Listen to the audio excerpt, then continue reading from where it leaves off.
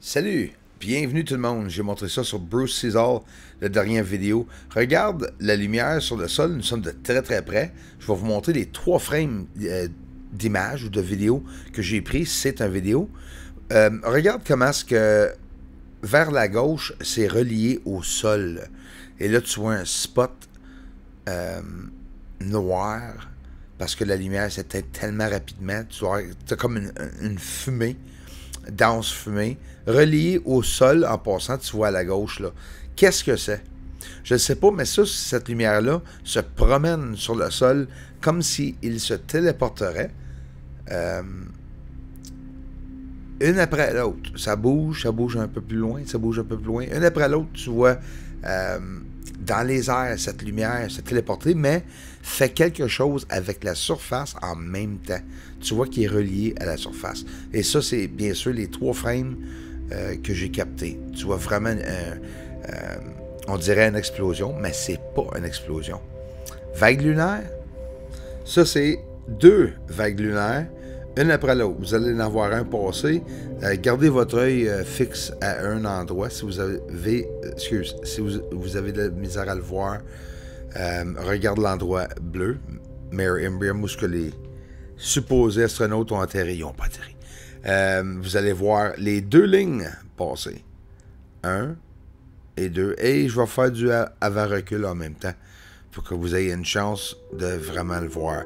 Puis ça, c'est pas l'oscillation habituelle que nous voyons comme l'atmosphère sur la Lune. C'est vraiment quelque chose de plus fort. Les ovnis en interaction avec les avions. C'est très intéressant toujours de les voir dans le ciel. Et qu'est-ce qui est très rare, c'est comme vous venez de voir les deux ensemble. Là, on s'en va voir quelque chose d'extraordinaire, comme d'habitude. On va voir un ovni très près de moi, dans le ciel, avec l'infrarouge. Mon appareil photo infrarouge, bien sûr. Je vais vous montrer que je lui demande en anglais, s'il vous plaît, de s'éloigner, de m'impressionner. Il était tout près, là. Instantanément, vous allez le voir partir. Take off, my friend. Precious. Picking up speed. Thanks a lot. See you soon. Awesome. Take off, my friend. Precious. Picking up speed. Thanks a lot. See you soon. Awesome. Ça, c'est des chances incroyables que j'ai eu la chance de partager avec vous. As-tu vu le flash?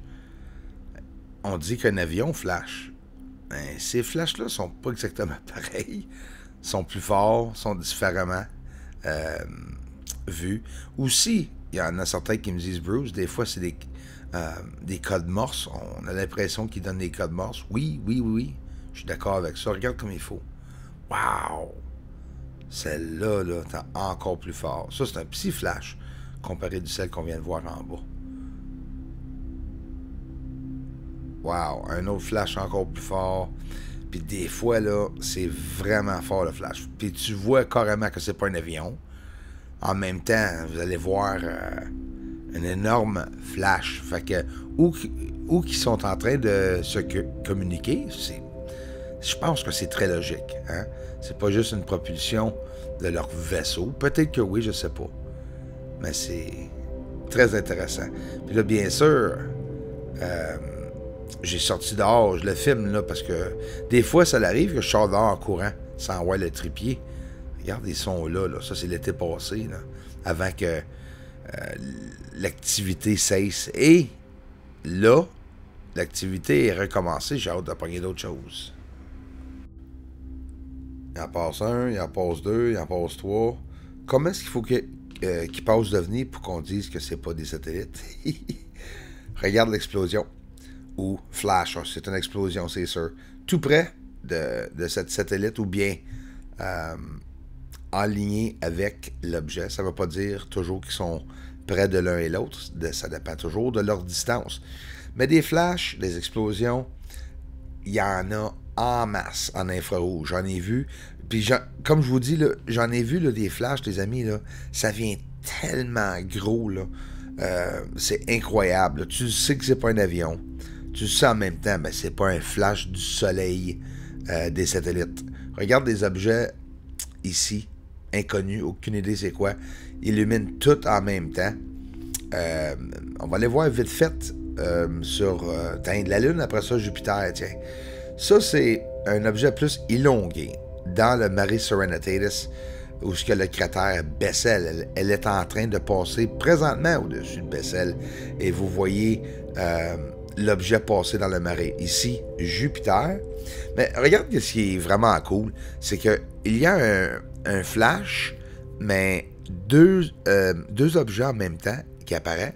Un en haut, ou même deux en haut, et un autre en bas, mais simultanément, à deux différents endroits assez éloignés de l'un et l'autre.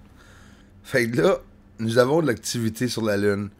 Il y a des structures sur la Lune. On a 237 000 kilomètres, 1000 pieds carrés, 410 km par 265 km, sinus iridum. Dans les montagnes, on a de la construction. Regarde le tunnel où angle de 90 degrés où ça casse une ligne qui va tout droite, après ça revire vers la droite, après ça revire vers la gauche. Ça s'enligne pour comme faire une connexion à quelque part. On voit ça souvent sur la Lune. Mais pourquoi que la tension est sur Mars quand que j'ai beaucoup de preuves, juste moi-même, sérieusement, là. Tu vois ça sur le sol, là, 3 lumières comme ça apparaître. C'est quoi? 4 lumières. 1 à droite, puis là, tu vas en voir 3 stationnaires qui s'illuminent. Ça veut dire quoi? Ben, ça veut dire qu'il y a vraiment quelqu'un sur la Lune, selon moi. Mais je suis curieux de voir qu'est-ce qu'ils vont dire sur Mars. Et des flashs de lumière. Ça recommence aussi, commence à avoir de l'activité dans le ciel. Là, c'est sûr que ça fait dur. Le ciel, écoute, on a une tempête de neige ici aujourd'hui. Fait que un coup que tout se place, hein, dans une couple de jours, une couple de semaines, c'est sûr que il va faire plus beau dehors. Espérons que la météo est pas trop fou cette année, hein. On a beaucoup de changements. Ça, c'est un phénomène lumière. Je sais pas trop ce qui est en train d'arriver. Des affaires qui se promènent dans l'air, peu importe. Alors, la divulgation d'OVNI. Je suis présentement sur le site de Sécurité nationale. Il y a beaucoup de choses qui sont en train de divulguer. Ils mettent des bords de crayon à travers de la plupart des papiers qui ont relâché à la public. Mais il y a des nouveaux termes qui ont apparu, comme par exemple le comité SS de la Sécurité nationale, le Super Secret Committee. Fait que je commence à réaliser assez vite qu'il y a beaucoup d'associations secrètes qui gèrent le monde entier. Puis quand je vous dis des associations secrètes, je vous parle peut-être des milliers d'associations. C'est plus gros qu'on pensait, que moi je pensais de toute façon. Ils sont en train de divulguer. On ne sait même pas si c'est vrai, qu'est-ce qu'ils vont dire ou non. Mais laisse-moi vous dire une chose.